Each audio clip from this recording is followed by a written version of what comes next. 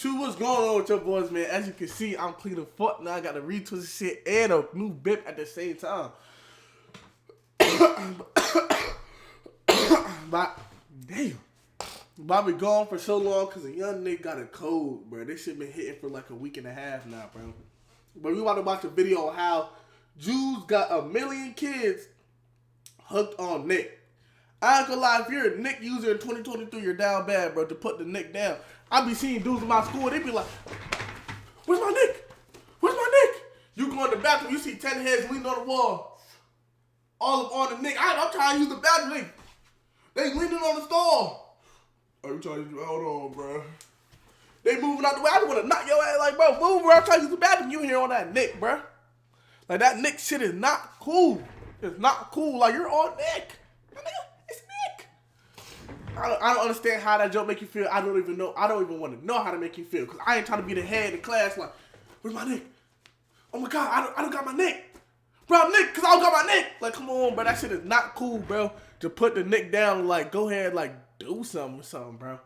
For over 3 years, Juul is getting millions of kids and teens hooked on nicotine. From buying advertising on kid websites like Nickelodeon and Cartoon Network, to using marketing tactics in the exact same fashion as big tobacco companies, Juul is racking in billions of dollars while igniting a public health epidemic. While Juul denies these claims, there are loads upon loads of documents that tell a completely different story. And today, I'm going to be covering every detail, including every single way Juul was getting kids to start vaping, and how they managed to spark a major health crisis among kids and teenagers alike. To understand the full story, we need to take a look at why Juul was invented in the first place, which takes us back over a decade ago to Stanford University in 2005. At the time, two students named James Monsees and Adam Bowen were becoming close friends over their cigarette breaks on campus. Both of them were graduate students in design. And during their chats, they came up with an idea for their final thesis. That idea was a design for an e-cigarette that would give smokers the nicotine they craved, but without the cancer-causing substances that came from burning tobacco. They called the device Plume.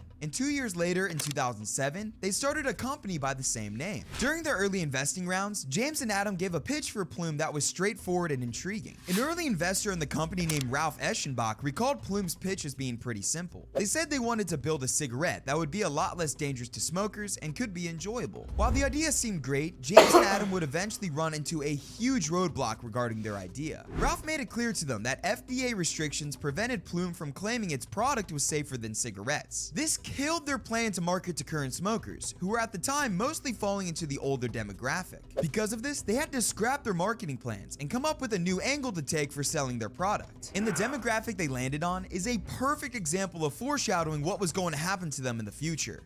Young millennials. More specifically, I ain't gonna lie, if you couldn't even make it this far into the video, you're just dumb as fuck, bro. You can't take in no education on your off time, bro. You just need that goddamn, you probably Nick, bro. That's why you can't even do this shit, because you want that Nick.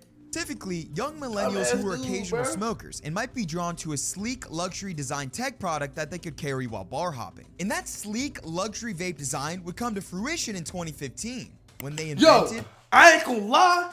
Yo, y'all haven't seen this. I seen a nigga drip with his Nick. Bruh, oh God, look. Nigga had his Nick right here, right? He had on his all red fit. He had on his black jean, red tee, and some red shoes. Yo, my nigga had a red and black Nick to drip with it, bruh. I'm telling you something serious for them boys. They drip with their Nick now, bruh.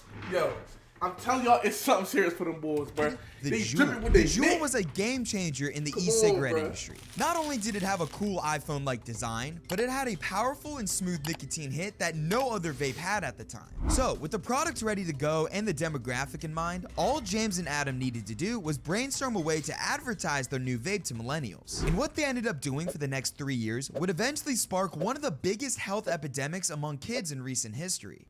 I buy the same Yo, I ain't gonna lie, I looked at all them advertisements. None of that shit was cool. I save hundreds of dollars a month. You're on Nick. By doing this one. It's hard to fathom the countless amount of shady tactics Juul used to market to millennials. Between using attractive models, bright and fun colors, and making ads in the exact same fashion as cigarette brands, it's hard to find a good place to start. So why not the beginning? It all started in 2015 when Juul hosted hundreds of launch parties for their new product. They would give out thousands of free samples at these parties, and their booths were riddled with young, attractive women working the stands. And while it's not a controversial thing to give out free samples, the future advertising endeavors Juul took on were a completely different story. Juul's first major advertising campaign was one called Vaporized. These ads displayed happy models in their young 20s dressed in trendy clothes and playfully posed. And right next to these models was the Juul device surrounded by bright and fun colors. The color scheme of these ads was questionable and closely related to cigarette ads like this one for American Spirit. On top of that, the poses these models took on were very suggestive,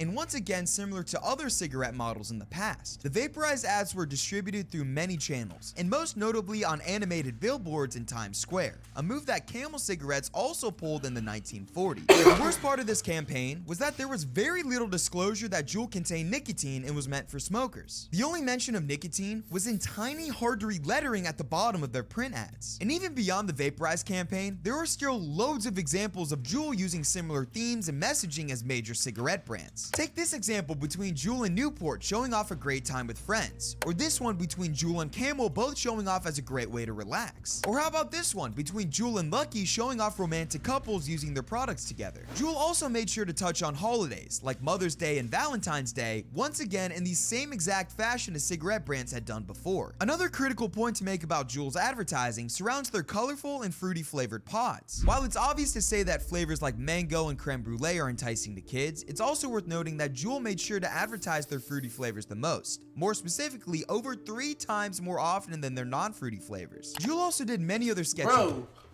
why is that even a problem? They trying to get their motherfucking money, bro. Like, who the fuck wanna be poor? I mean, come on. Things like promoting big stars with young fans using their product, recruiting young influencers to promote their product, and even filing a patent for a vape device with a gaming mode to play games like Simon Says. Even after seeing all of this evidence, yo, if they got Simon Says, Nick Says take 5-second hit, you already know they gonna be on that. Nick Says take 10 hits. Bro, Nick got him, bro. They got games on their Nick. Oh, shit. You still might be wondering what the problem even is. After all, these ads all contained adults, and all were on par with targeting young, hip, and technology-oriented millennials. So, what's the issue? And how did Juul get blamed for starting the youth vape epidemic? Well, the problem doesn't just lie in the content they made, but rather where they put that content. Most of their reach came from social media, a channel dominated by Gen Z, aka many people under 21 years old. So, most of their ads' viewership was young, non-smoking kids and teenagers. And with the bright, colorful, and playful ads they were putting out, Juul started to develop a fan base, but not the one they were targeting. Do you love Gantt charts? Bro, they smart, bro. Here's how easily you That's can how build you one. get them. You're not thinking.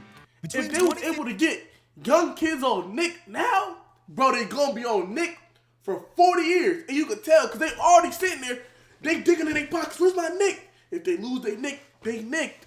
In 2018, the number of posts about Juul was skyrocketing, but those posts were clearly coming from middle and high schoolers. Tweets between these years read such as, "Petition to make our school mascot a Juul. Horizon High School, where everyone is juuling in the bathroom. Happy 16th birthday, Lexi T. I hope your day is filled with juuling and just having the best day ever." There was even evidence arising from Juul's own employees. In 2016, some salespeople inside Juul passed around a photo taken by a colleague's teenage son of a picture of a Juul drawn on a bathroom stall at his high school. Juul employees also started to notice a meteoric rise in website orders using fake IDs. There were also orders coming in for 10 Juul. If I was a Juul CEO and I saw someone buying it with a fake ID, I'm gonna be sitting there like these. Yo, here you go, bro. Here's your Juul, cuh. Here's your Juul, cuh. I can't even tell that shit fake. That shit fake. Here your Juul, cuh. Here your Juul, cuh. That's all you gotta do. Kids Hey, at a time. as long as Another I get sign that to motherfucking money, I employees don't that give Juuls were being a fuck purchased what you do either with that for Juul. resale or to be given to underage kids. With the clear rise in underage appeal, Juul knew they had a major problem on their hands. To combat the issue, Juul stopped all of their posts on social media and switched their ads to target a much older demographic. But unfortunately for Juul, it was already too late. Juul had essentially become a cultural phenomenon among kids and teens by 20. This is what I be talking about, cuh. How the fuck?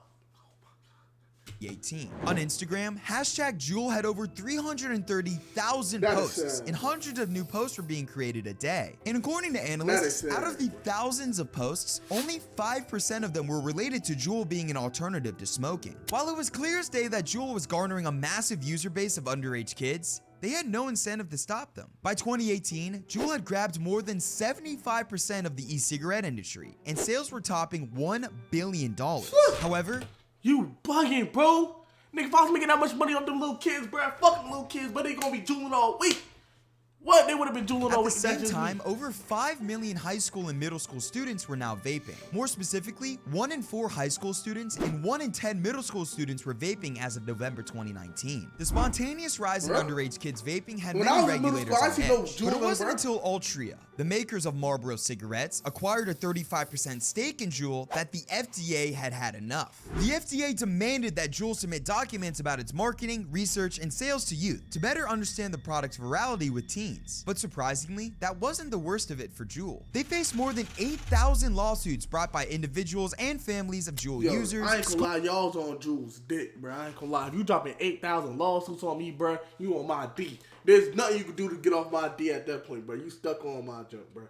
Yo, I'm gonna have to start fighting you all. School districts, city governments, and Native American tribes. And it would be through these lawsuits that Juul would be exposed for everything. Ain't y'all mad about the goddamn? Juul had purchased ad space on many youth-focused websites, including those of Nickelodeon, Cartoon Network, and 17 magazine. The list ran on and on, including sites such as basicmathematics.com, coolmath.com, and socialstudiesforkids.com. The list also included sites targeted to young girls too, such as dailydressupgames.com, gamestogirls.com, and girlgames.com. The lawsuits also highlight that Juul attempted to recruit hundreds of celebrities with large numbers of underage followers, such as Miley Cyrus and Kristen Stewart. After being slammed by these lawsuits and the media, Juul had no other choice than to settle. They ended up paying $1.2 billion to the thousands of families that sued them, and an additional $440 million to 33 states that were investigating them. They also discontinued all US advertising and dropped all of their fruity flavors. Because of these actions, Juul's market share had fallen from 75% to 28%, making Altria lose more than 95% of their $12.8 billion